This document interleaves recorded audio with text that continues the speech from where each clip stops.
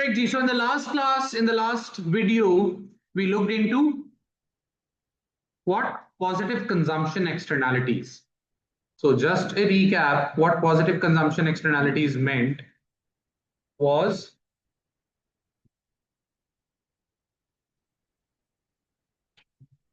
so here we have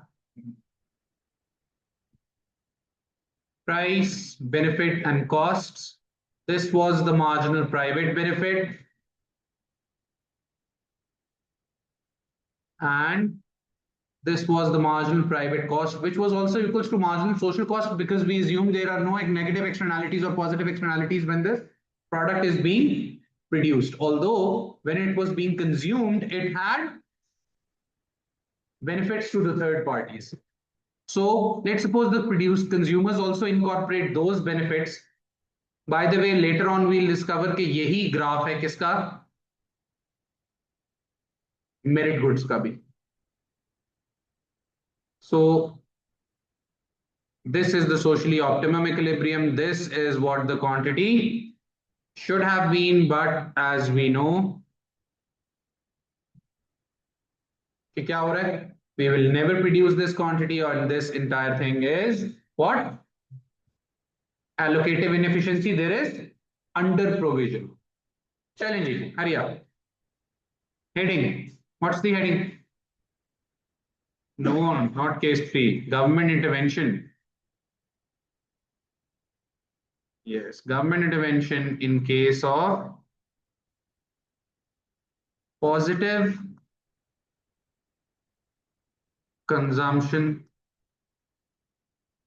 externalities. हाँ जी, positive consumption externalities हैं.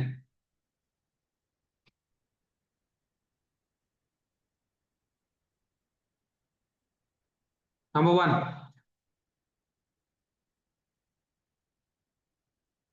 Subsidies. पहले लिस्ट बना लेते हैं. Provision of information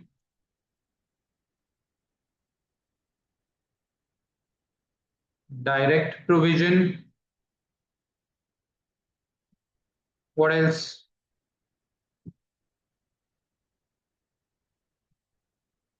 Then we can also have maximum prices. We can also have some rules and regulations.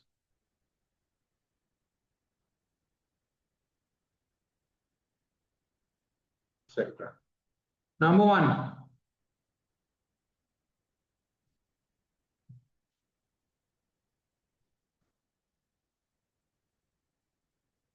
They reduce cost of production, shifting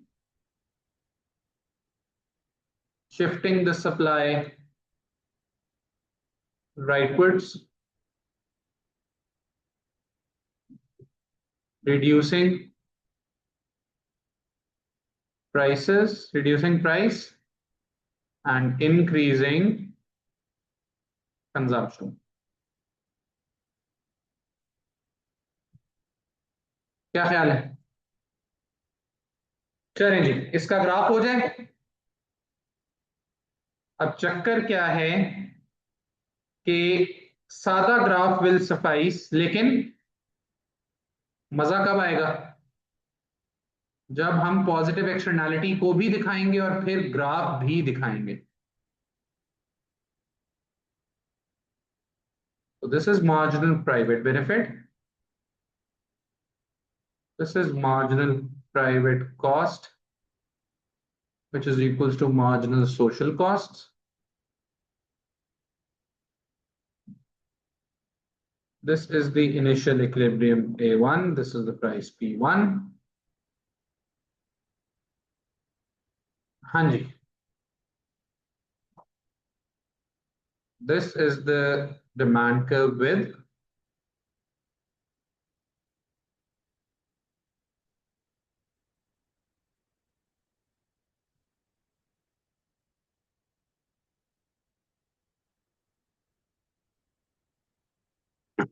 now we want to take the output to Q2, don't we? ये मैंने क्या बनाया है, वही case बनाया है positive consumption externalities का। कैसे कर सकते हैं? इफ आई गिव सब्सिडी, कितनी सब्सिडी क्या करेगी? सब्सिडी सप्लाई को राइटवर्ड शिफ्ट करेगी, and if I am able to shift the supply this much, क्या ख्याल है? दिस इज एमपीसी प्लस, तो इक्विलिब्रियम कहां बनेगा फाइनल? यहां पे। उस डिमांड कर्व पे तो हम कभी गए नहीं ना, we never went at that demand curve, we actually always stayed at A, तो वहां से हम कहां आ गए? C। MPC is equals to MSC, marginal social cost। Arrows लगाएं क्योंकि प्राइस असल में कम और आउटपुट असल में ज्यादा। तो instead of increasing the demand what we did was we shifted the supply curve by giving a subsidy.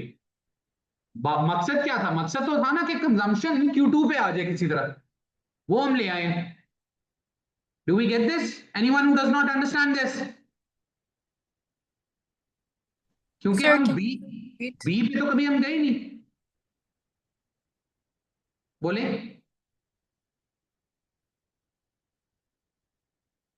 बोले somebody is trying to say something।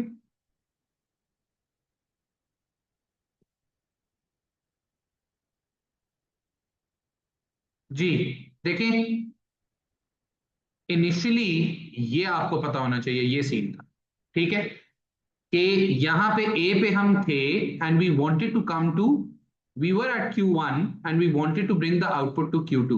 now we never went there, we never went to Q2। now how can I go there? What I did was, instead of increasing the demand, I increased the supply। so when I did that, ये हम यहां से यहां आ गए, ठीक है। So price price गिर गई, सब्सिडी होती है तो सप्लाई राइटवर्ड शिफ्ट होती है ना? Remember from S, here's what happened।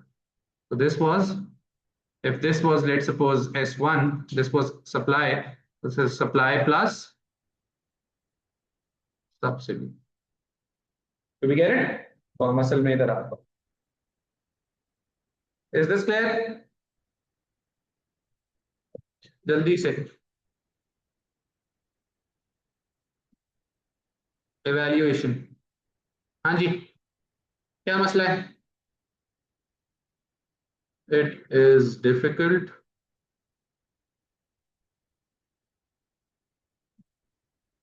to measure the exact monetary value of the subsidy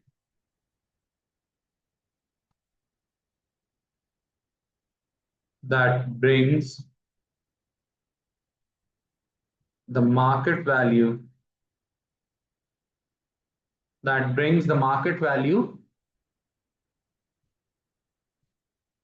to the allocatively efficient out, the market output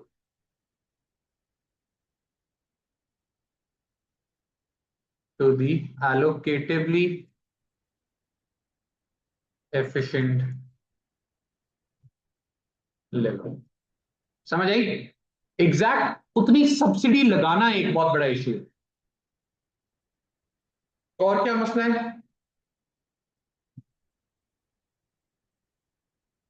subsidy का क्या मसला है? Cost to the government, and जब भी cost की बात होगी तो किसकी बात होगी? गवर्नमेंट यही पैसे कहीं और भी लगा सकती थी।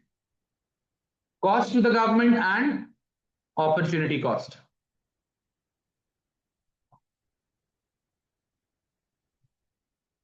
रिकॉर्डिंग स्टार्ट की हुई है, आई होप की हुई है। अच्छा जी, बेस्ट थिंग इसकी इवैल्यूएशन के लिए इतनी डिटेल्ड इवैल्यूएशन मौजूद है कहां पे? ऑलमोस्ट हर एसए क्वेश्चन में की मार्क्स स्कीम में।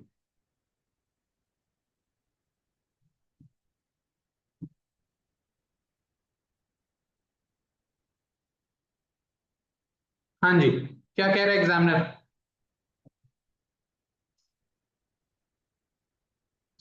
However, it is difficult to measure the precise value of the subsidy.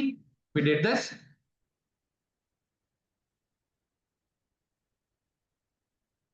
जी एक सेकंड, जा रहे हैं अभी उस पे। Subsidies are costly in that the funds might have been used by the government for other purposes. ठीक है। The impact on price and output takes long time to be effective. ये भी लिख लें, ये भी लिख लें, ये वही है, ये भी लिख लें, एक ऐड कर लें। The impact on price and output in some circumstances may takes long time to be effective. Add this as well. ये हमारा बड़ा अच्छा एक इसकी वैल्यूएशन तैयार हो जाएगी।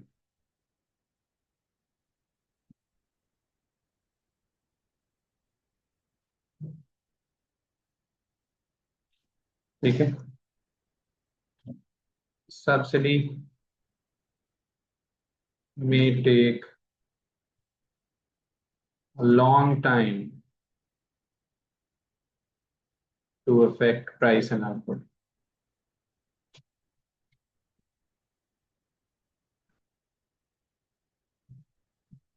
ठीक है, ग्राफ अगर कोई देखना चाह रहा था दोबारा ये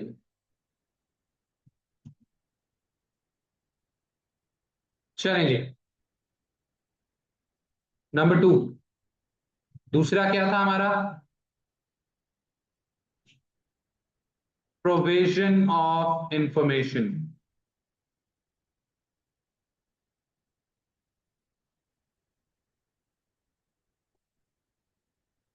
advertisements, awareness campaigns, awareness campaigns, advertisements, etc. ठीक हो गया जी। It shifts the demand curve as it is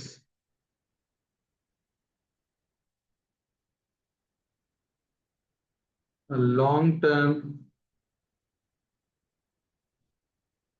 change in behaviors.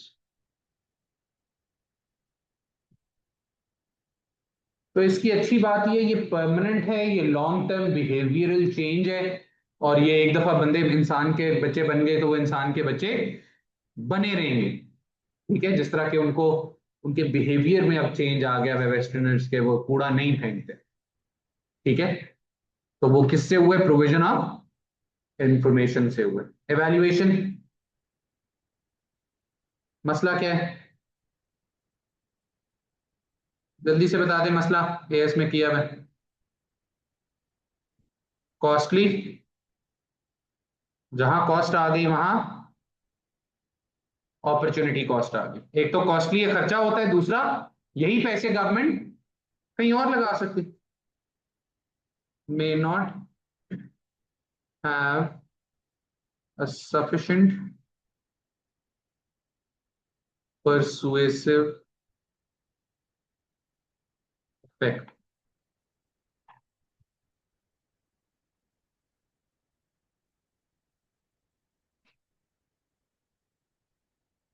May not have a sufficient persuasive effect. समझ आई बात की? दैट इज, किसकी बात हो रही है? इग्नोरेंस। कौन ऐसा बंदा आपको मिला है कोई आज तक जिसने एडवर्टाइजमेंट की वजह से कोई चीज ज्यादा पॉजिटिव एक्सटर्नैलिटी वाली चीज ज्यादा अडॉप्ट कर ली हो? सारे इग्नोर करते हैं। May be effective only in the long run, may be effective only in the long run. क्या ख्याल है? Do we understand this? Is this clear? चलेंगे, तीसरा क्या था?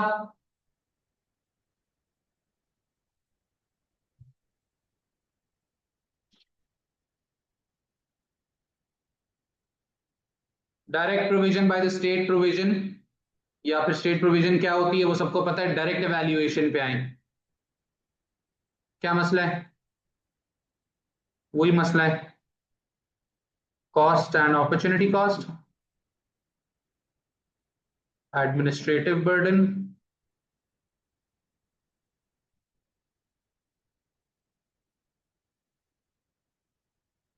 Administrative burden. अगली बात करें, क्या मसला है?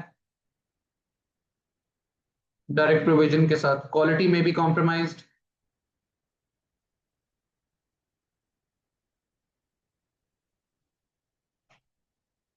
क्वालिटी में भी कॉम्प्रोमाइज्ड, एक्सेट्रा। क्या ख्याल है? Do we understand this? हाँ, कंपटीशन पे आज सच इफेक्ट टेक ओवर नहीं ना कर रही। डायरेक्ट प्रोविजन में और नेशनलाइजेशन में फर्क है। डायरेक्ट प्रोविजन है वो पैरेलल उसके अपना खड़ा कर रही है, जिस तरह हॉस्पिटल्स हैं, ठीक है, प्राइवेट एग्जिस्ट कर रहे हैं, गवर्नमेंट ने पेम्स भी खोल दिए, वो गवर्नमेंट हॉस्पिटल है, फ्री है। हाँ पड़ जाएगा, लेकिन इतना कोई सॉलिड पॉइंट नहीं। हाँ वो भी सॉलिड पॉइंट नहीं है, लिख सकते हैं, हर किसी के अंदर 10-10 और सॉलिड पॉइंट है, ये वो मैं सिर्फ लिखवा रहा हूँ, जानबूझ के कम लिखवा रहा हूँ ताकि यही याद करें और यही रिप्रोड्यूस करें, क्योंकि ये एग्जामिनर यूज कर, समझ आई बात की? क्योंकि एग्जामिनर ये पॉइंट्स यूज करता है, इसीलिए हम सिर्फ ये देखें, इनएफिशिएंट होती है, ठीक है, लिख लें इनएफिशिएंट, इनएफिशिएंट भी होते हैं, इनएफिशिएंट, वेस्टेज ऑफ रिसोर्सेज होते हैं जी। What is number 4? और क्या है भाई?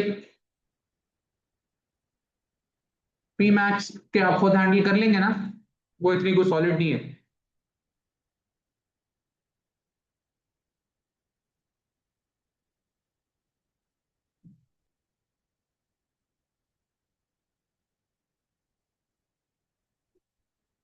हाँ जी, अगली heading,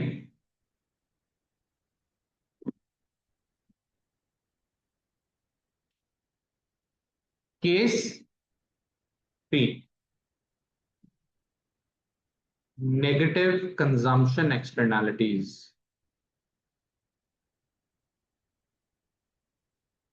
negative consumption externalities leading to market failure.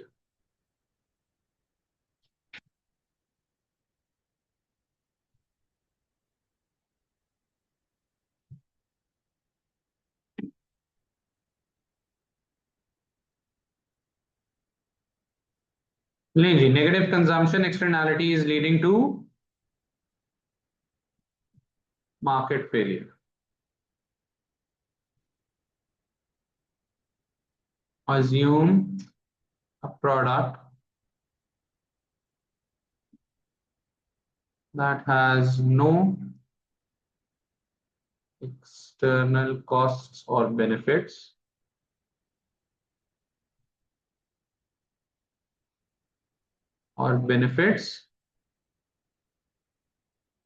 when produced.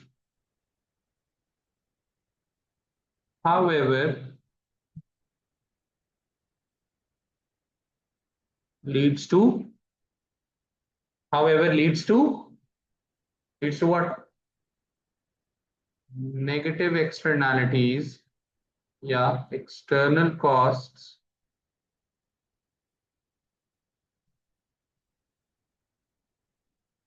when consumed. Example, what is the example? All demerit goods.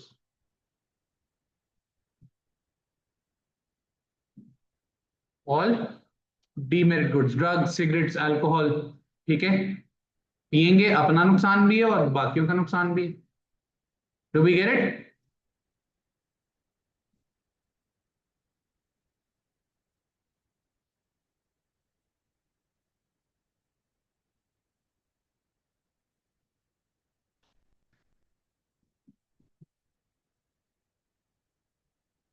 अच्छा भी, अब ये थोड़ा सा जरा टेक्निकल है। Price, cost, benefits, quantity, supply को तो फारिग करते हैं आप।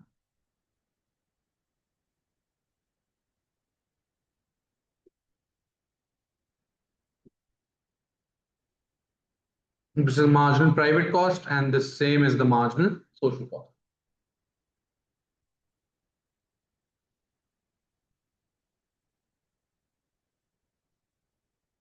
ये है जी क्या, आपकी मार्जिनल प्राइवेट कॉस्ट। अब there are two ways to go about, ठीक है, सॉरी, मार्जिनल प्राइवेट बेनिफिट। अब ये इनिशियल इक्विलिब्रियम आ गया हमारा, this is Q1। Now as soon as let's suppose the consumers realise कि यार ये चीज कितनी बुरी है, ना सिर्फ हमारे लिए बल्कि पूरी सोसाइटी के लिए कितनी बुरी है, तो क्या करेगा वो डिमांड कम कर देगा। ये जो डिमांड कर्व है इसको हम लिखेंगे क्या? इसको हम या तो आप सिंपली मार्जिनल सोशल बेनिफिट लिख देंगे कि प्राइवेट बेनिफिट ज्यादा है और सोशल बेनिफिट कम है, या फिर आप इसको किस तरह लिखेंगे, marginal private benefit minus marginal external cost. लेकिन फिर इसको equal to marginal social benefit नहीं करना, क्योंकि ये फॉर्मूला गलत हो जाएगा। क्योंकि बेनिफिट में से कॉस्ट क्या होगी, बेनिफिट में बेनिफिट ऐड होगा, बेनिफिट में से कॉस्ट माइनस होगी। या तो आप इसको लिखें marginal private benefit minus marginal external cost, या फिर आप इसको सिंपली इस तरह लिख सकते हैं, marginal social benefit is less than marginal private benefit. Sir तो वैसे अगर पूरा ग्राफ बने तो इसका एक्सटर्नल कॉस्ट वो नहीं, हम ऑपोजिट दिखाते नहीं क्वाड्रेंट है में उसकी आएगी। उस तरह एक्सटर्नल कॉस्ट जिस तरह हमने पिछले केसेस में दिखाई थी, उस तरह नहीं दिखाते हम इसे। ये आ गया Q2। What is this? This is the socially desirable output, optimum output.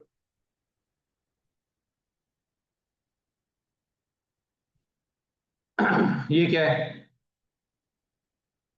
असल में कभी कोई रियलाइज करता है कि पैसिव स्मोकिंग की वजह से लोग, दोस्त भी सिगरेट पी रहे हैं खामखा में? नहीं। क्या होगा? Over consumption and over production,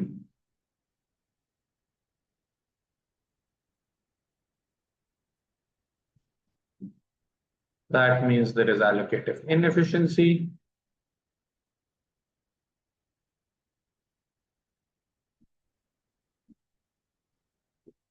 that means there is, the market has failed to efficiently allocate scarce resources.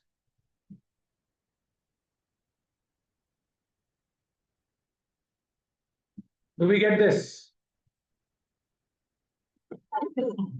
ये बात समझ आ गई सबको?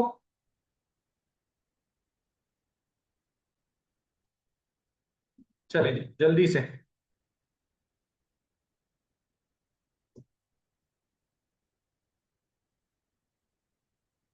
Government intervention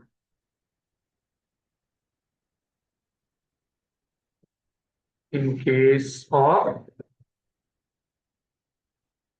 negative consumption externalities.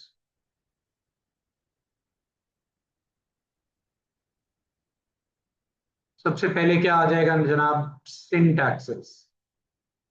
Indirect taxes ही होते हैं लेकिन उनको कहा जाता है क्या? सिन टैक्सेस। सिन, ऐसा ही सिन कर रहे हैं ना आप, उसके ऊपर टैक्स लग रहा है, छोड़ो। Basically these are indirect taxes. Indirect tax,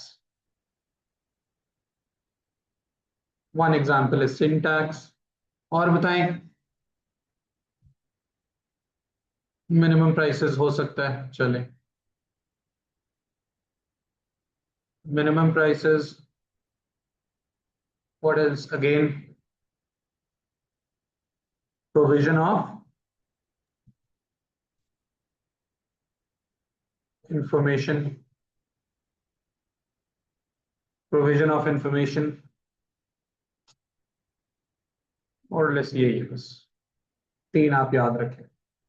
बहुत ही बुरी चीज है तो बैन भी हो सकता है, लेकिन बैन की इतनी ज्यादा कोई एवेल्युएशन नहीं निकलेगी हमारे पास। ठीक है, रूल्स एंड रेगुलेशंस हैं जैसे कि, उसकी भी इवेल्युएशन बहुत तगड़ी नहीं हो सकती, लेकिन ये हो सकता है इन्फोर्समेंट कॉस्ट वगैरह।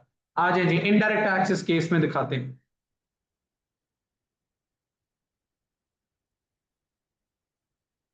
इवेल्युएशन हम ऑलरेडी लिख चुके हैं, लेकिन इसका ग्राफ देखना जरूरी है। For negative consumption externalities.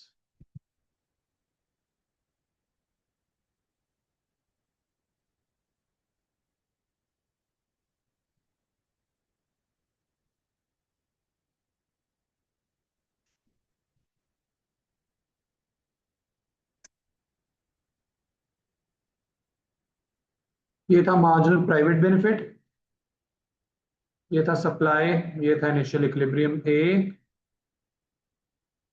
This is P1, this is Q1. What we want to do is we want to bring the supply, the demand to consume. ये हमारी मार्जिनल सोशल बेनिफिट है, हम चाहते हैं डिमांड कम हो जाए और Q2 पे आ जाए, लेकिन instead of targeting demand what we do is negative consumption externalities. हाँ जी, instead of targeting the demand what do we do, we reduce the supply by levying an indirect tax.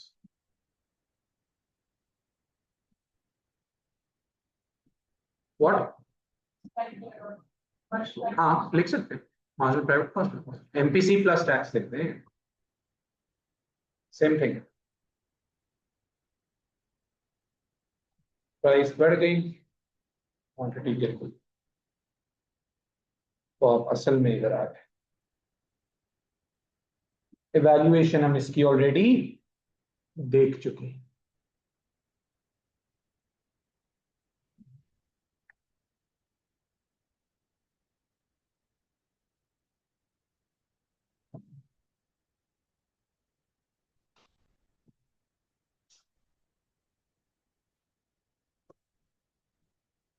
हाँ जी, is this clear?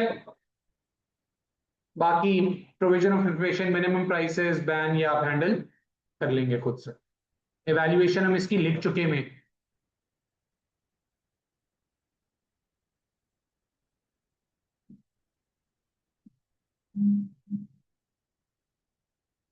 Last but not the least, we have case 4. What are we done with? We are done with negative externalities in production. We are done with positive and negative externalities both in consumption.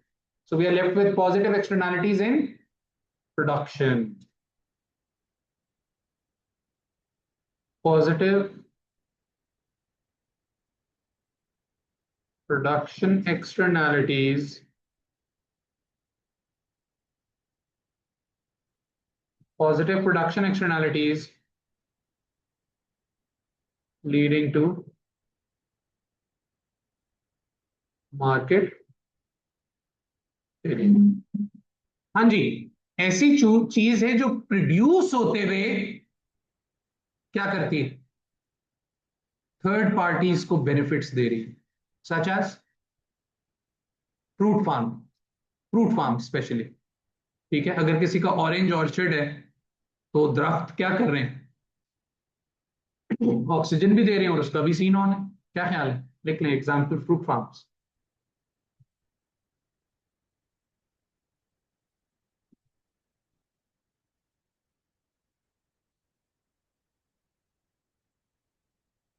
चलिए straight away काम पे आए।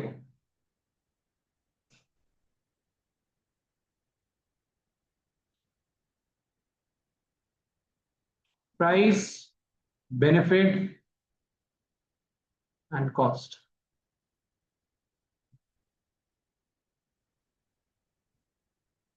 So here we have marginal private benefit because we assume there are no external benefits or cost when we are consuming the product, उसको हम constant hold करते हैं. और ये आ गई हमारी supply which is marginal private cost.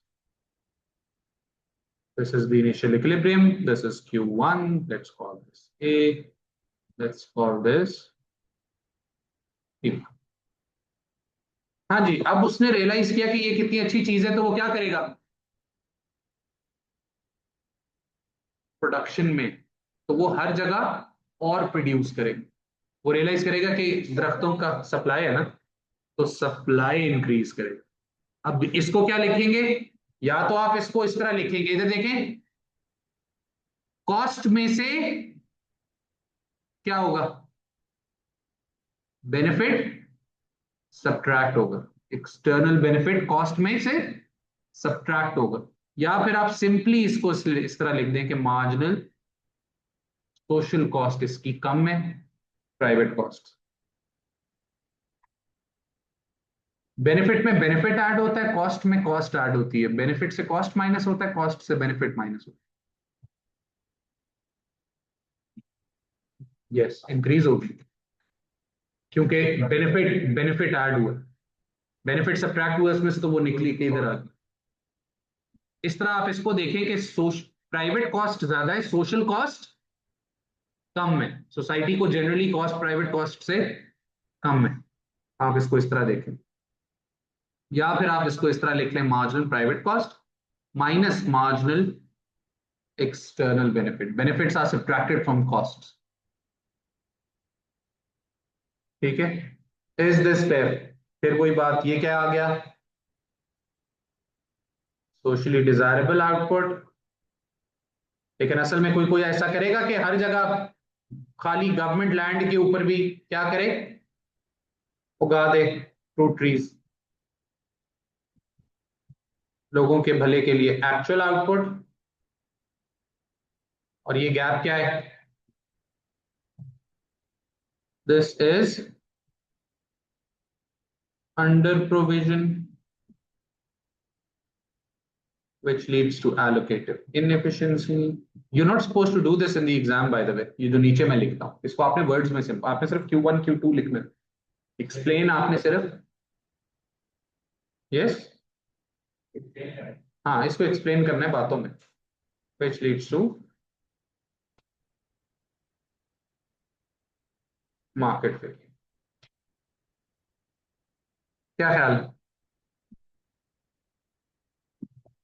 बस नहीं ना, गवर्नमेंट इंटरवेंशन भी कर ही लो यार. वो क्योंकि अब ये हमारी वो बन गई है ना, ग्रिप बन गई, हमें समझ आ गया. बस एक बंदा हेडिंग दे दे कि इसकी गवर्नमेंट इंटरवेंशन करनी है. चलेगी. This is where we end the class today. See you in the next video. Stay tuned.